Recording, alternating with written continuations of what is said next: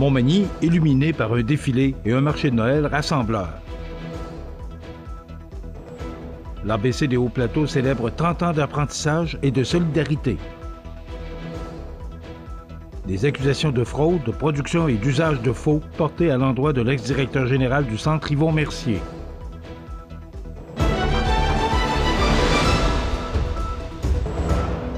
Mardi 2 décembre 2025. Bonjour mesdames et messieurs et bienvenue à votre bulletin d'actualité sur le réseau de télévision CMA TV. Le centre-ville de Montmagny a vibré tout le week-end alors que la magie des fêtes s'est pleinement installée du 28 au 30 novembre dernier. Des centaines de personnes ont répondu à l'appel du grand défilé du marché de Noël, des rendez-vous festifs qui ont animé les rues et réuni la communauté autour d'une ambiance chaleureuse et féerique. Dès le vendredi soir, l'effervescence était palpable. Une foule impressionnante s'est massée autour ou à la place Montel, tandis que des spectatrices et spectateurs se sont alignés tout au long du parcours pour admirer le passage de la parade. Selon les premières estimations, plus de 4000 personnes ont assisté à l'événement, confirmant l'engouement grandissant pour cette tradition locale. Les organisateurs se réjouissent de constater à quel point ce rassemblement génère joie et sentiment d'appartenance. Le marché Noël, tenu sur 3 jours, a également connu un succès remarquable. Les kiosques d'exposants ont attiré un nombre important de visiteurs venus découvrir produits locaux, décorations artisanales et friandises festives. La générosité du public a par ailleurs permis d'amasser un peu plus de 500 $, somme qui sera remise à l'initiative des paniers de Noël du Comité de la famille et des aînés de la ville de Montmagny. Un geste concret qui reflète l'esprit de solidarité qui accompagne chaque année cette période des fêtes. Les présentateurs officiels du défilé, le journal coopératif Le Oie Blanche et la famille Grandisson du Canadian Tower, n'ont pas manqué de souligner l'importance d'un tel événement pour la collectivité. Ils se sont dit extrêmement fiers d'avoir offert à la population un moment festif qui met en lumière la force du milieu et la participation des familles. Le comité organisateur a également tenu à remercier chaleureusement l'ensemble des partenaires, bénévoles et organisations impliquées. Leur mobilisation exemplaire a permis d'offrir une expérience mémorable, empreinte de lumière, de tradition et de générosité. Selon les responsables municipaux, dont Jean-François Roy et Francis Rouleau, ce week-end confirme, une fois de plus, la capacité de Montmagny à rassembler et à célébrer ensemble, au cœur d'un événement qui devient, année après année, un incontournable du temps des fêtes. L'ABC des Hauts-Plateaux a célébré un moment charnière de son histoire le jeudi 27 novembre dernier, alors que l'organisme tenait sa 30e Assemblée générale annuelle à la médiathèque. Devant plus de 69 participants, l'événement a pris des allures de véritable fête communautaire, marquant 3 décennies d'engagement en alphabétisation et en réussite éducative. Dès l'arrivée des invités, le ton était donné alors que la chorale interculturelle Chœur de l'ABC accueillait les gens en chansons, ajoutant une dimension chaleureuse et festive à cette rencontre bien spéciale. La chorale a également clos la soirée, offrant une prestation appréciée qui a souligné l'esprit d'inclusion au cœur de l'organisme. Le 30e anniversaire a été mis en lumière grâce à une présentation rétrospective livrée par la coordonnatrice Mélanie Desrosiers. Devant un montage de photos, d'archives, elle a revisité les projets marquants qui ont façonné l'évolution de l'ABC au fil des ans. Ce retour dans le temps a rappelé à quel point l'organisme a su s'adapter, innover et accompagner des centaines de personnes dans leur parcours d'apprentissage. Après un toast au mousseux pour souligner l'anniversaire, le public a eu droit à un sketch touchant et humoristique rendant hommage à Manon Leclerc, qui a occupé la coordination pendant 20 ans. Cette reconnaissance a suscité beaucoup d'émotions dans la salle, témoignant de l'impact humain et durable de son travail. L'Assemblée générale annuelle a également permis de dresser le bilan des actions 2024-2025. À travers le rapport d'activité, les participants ont pu constater l'ampleur des projets réalisés, la diversité des ateliers offerts et la portée des interventions en alphabétisation, lecture, écriture et calcul. La direction a aussi présenté la planification pour l'année à venir, confirmant une saine gestion et une volonté claire de poursuivre l'expansion des services. La composition du nouveau conseil d'administration a été officialisée. L'ABC remercie chaleureusement Lise Antil, Marie-Jo Bois-Morneau, Nicole Godreau, Stéphanie Lisotte et Gaston Roy pour leur engagement. L'organisme a aussi souligné la contribution des administratrices sortantes, Noémie Régnier et Sylvie Fournier. Les officiers seront nommés en janvier 2026. La soirée s'est conclue autour d'un buffet où les participants ont pu admirer la réédition du projet Contes et légendes de notre région, un clin d'œil au patrimoine local.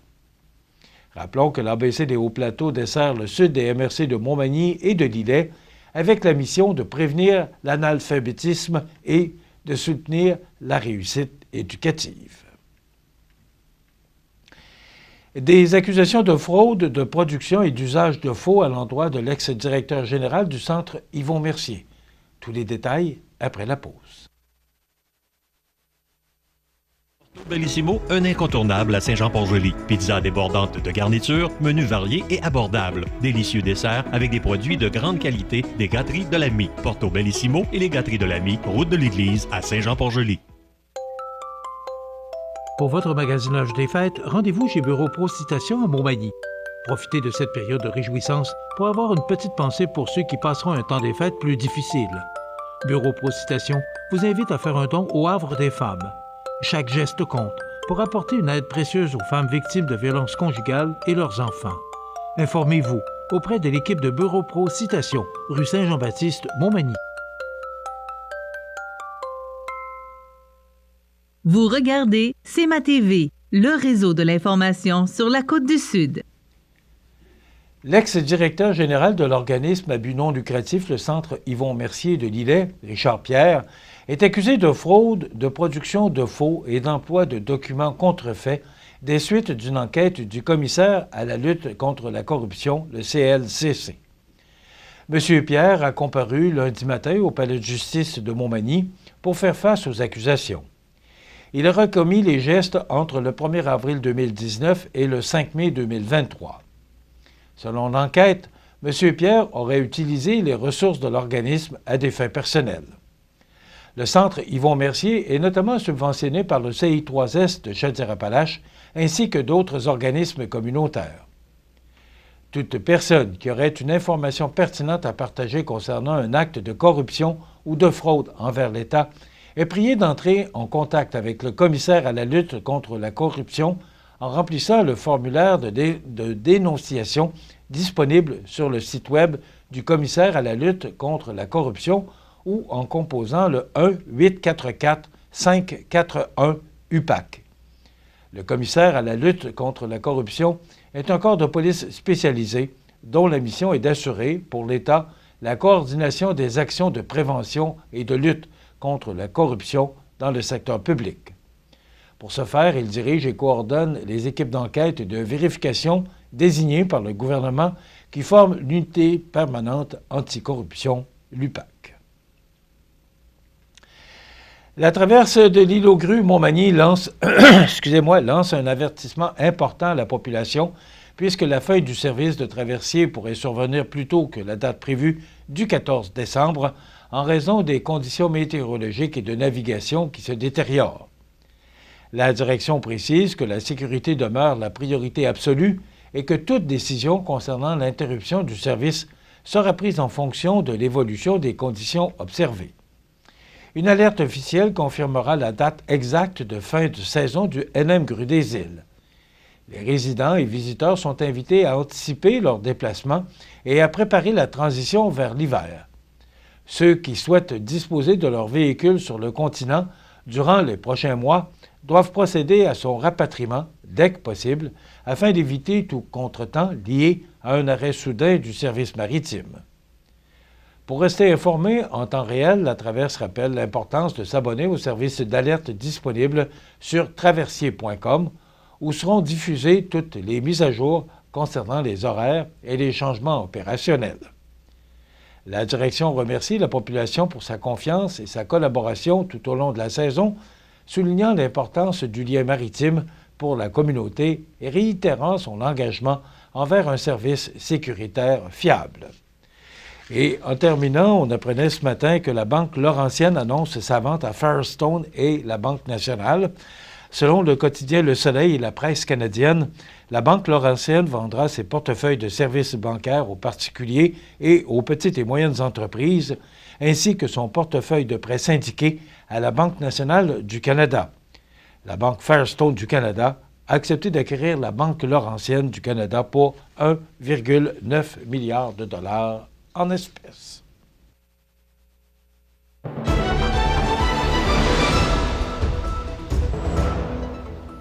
Au sport, la dernière fin de semaine d'activité dans la Ligue de hockey Côte-Sud a offert tout un spectacle aux amateurs, marqué par 5 rencontres riches en rebondissements, dont 3 qui se sont conclues en période supplémentaire. Le décor Mercier de Montmagny a particulièrement brillé en signant 2 victoires en prolongation, tandis que les mercenaires de Lotbinière ont arraché un gain en fusillade devant leurs partisans. Dès vendredi soir, à Saint-Prosper, le décor Mercier a pris la mesure des Hunters dans un match offensif de 13 buts, l'emportant 7-6 en prolongation. Les visiteurs ont explosé avec 5 buts contre 2 pour les locaux lors de la période initiale. Dave Richard à 2 minutes 28 et Justin Bernier à 3,32 ont donné les devants aux locaux tôt en début de rencontre, Xavier Labbé répliquant avec 2 buts consécutifs pour les Hunters. Montmagny a explosé en première période, inscrivant 5 filets contre 2, dont ceux d'Alex Vaillancourt, François Gagnon et Jean-Daniel Gauthier. Les Hunters ont toutefois répliqué avec 3 buts sans réponse en deuxième, créant l'égalité grâce à notamment Jérémy et Alexandre Roy en avantage numérique. Après un dernier échange de buts en troisième, c'est finalement Gauthier, avec son deuxième de la soirée en supériorité numérique, qui a scellé la victoire en début de quatrième période, Gagnon et Justin Bernier, amassant 5 points chacun dans ce gain spectaculaire. Du côté de Saint-Gilles, le Pavage Jéricho et les mercenaires de Lotbinière ont offert un duel défensif serré qui s'est conclu en fusillade. Après des buts de Frédéric Dionne et Adam Drolet en deuxième période, aucun filet n'a été marqué par la suite, forçant les tirs de barrage. Julien Breton a tranché le débat, permettant aux mercenaires de signer un gain de 2-1. Les 2 gardiens, Félix-Antoine Leblond et Thomas Boucher, ont été remarquables, ne cédant chacun qu'une seule fois en 65 minutes. À Saint-Charles, un autre festival offensif a eu lieu alors que les Éperviers ont défait le Giovannina de Sainte-Marie 8-5. Jérémy Boudreau et Nicolas Egan-Dionne ont mené l'attaque locale, chacun marquant à 2 reprises. Sainte-Marie a tenté une remontée tardive, mais les buts d'assurance d'Aubin et Dionne ont fermé les livres. Samedi à Montmagny, le décor Mercier a eu encore besoin de la prolongation pour vaincre le Plastic Mort de Saint-Damien 4-3. Samy Dubois a joué les héros en marquant le but décisif après seulement 40 secondes en temps supplémentaire. La fin de semaine s'est conclue dimanche à Saint-Joseph où le Family Prix a dominé les Hunters 7-1, mené par un doublé d'Alexandre Lamarre. Un autre week-end chargé attend les partisans avec 5 matchs à l'affiche, dont 4 vendredi soir prochain. Voilà ce qui complète votre bulletin d'actualité de ce mardi 2 décembre. Dans un moment, les prévisions de la météo. Et pour le menu de cette émission du mardi 2 décembre, dans un moment, on vous propose une entrevue avec la coordonnatrice de tourisme Montmagny-les-Îles, Catherine Couillard, et on vous présente une autre chronique de Marc Fournier de Gladius. Alors, il complétera parce qu'on a 4 chroniques à vous présenter de Gladius avec des suggestions de cadeaux et d'amusement pour le temps des fêtes. Il y aura la dernière chronique de la Pouponnière et bien sûr les commentaires d'actualité. Alors, c'est ce qu'on vous propose pour cette émission du mardi 2 décembre. Je vous souhaite donc une excellente émission à notre antenne.